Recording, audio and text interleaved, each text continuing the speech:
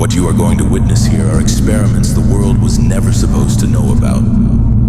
Secret techniques tested on people, hidden in government archives, locked away for decades.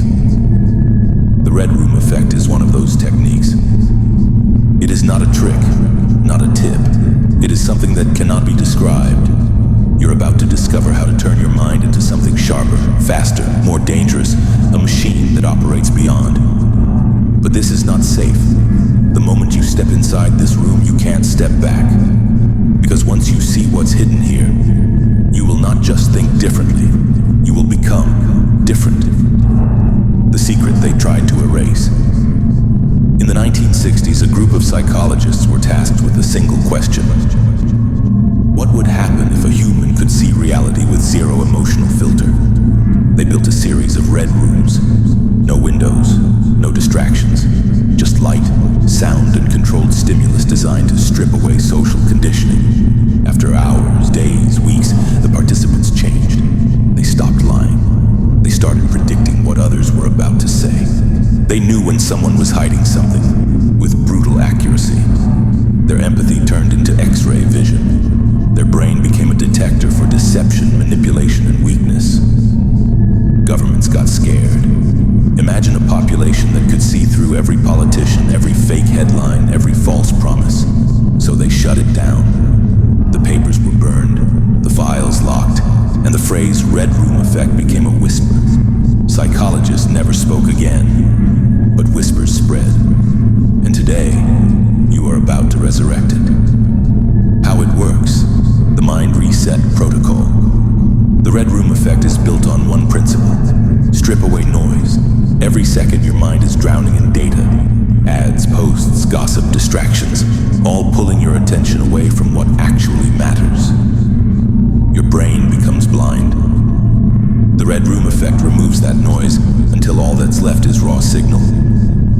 People's micro-expressions, the shift in their breathing, the half-second pause before they lie.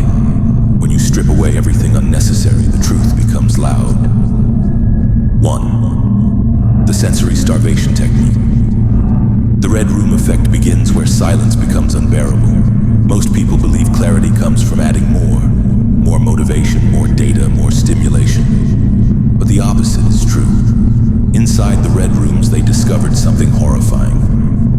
When all external input is removed, when you can no longer hear, scroll, or react, the brain panics. It starts to create its own noise. Memories surface. Buried thoughts return. Lies you told yourself start to echo. And when the noise finally burns itself out, a different layer of perception awakens. You start noticing things you were blind to. The twitch in someone's jaw before they argue, the way their pupils shrink when they fake interest. You don't just see behavior, you decode it. To replicate this, once a week, go silent. No phone, no music, no light, no sound. Sit in sensory isolation for 1 hour. Your thoughts will try to escape.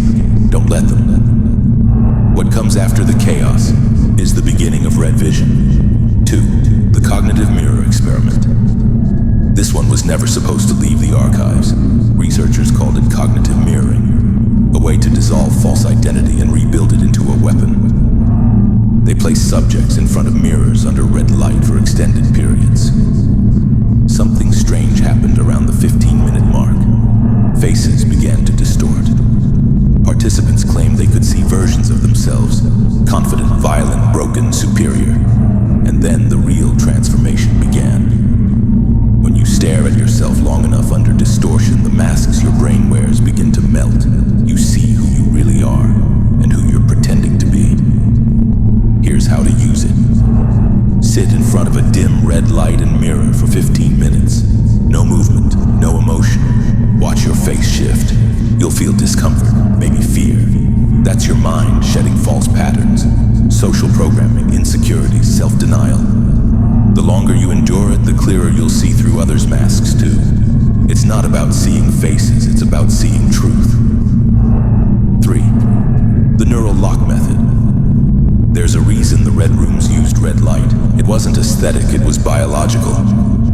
Red frequencies trigger a primal state in the human brain, the survival channel. When exposed to it, your body releases norepinephrine, the same seconds before combat. The mind sharpens, distractions vanish, time slows. The researchers called this the neural lock, a mental switch that forces the brain into pure focus instantly. Here's how they replicated it. 1. The anchor. Focus your eyes on a single point into a wall, a candle, a mark. Keep your gaze there until your vision slightly blurs. 2. The reset. Inhale sharply through the nose for 4 seconds. Hold your breath for 7, then exhale like you're releasing every ounce of weakness from your body. 3. The command. Whisper one word, lock. Say it slowly, mean it.